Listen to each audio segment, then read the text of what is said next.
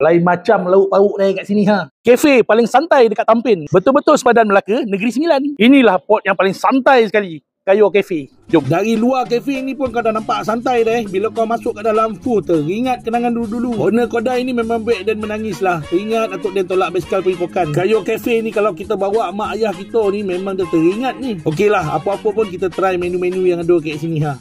Jadi ada 5 menu yang dia nak tunjuk kat kau yang ada dekat Kayo Cafe ni. Ni deh.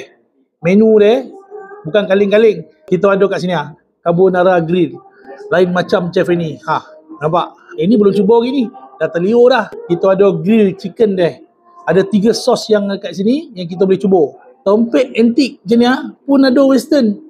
Main-main set nasi putih dengan daging masak lemak cili api. Ini nampak kampung ni. Dari dulu lagi sebenarnya dia dah ada pizza. Depan mata dia ni pizza sambal ikan bilis. Ha, penuh ikan bilis ni ha.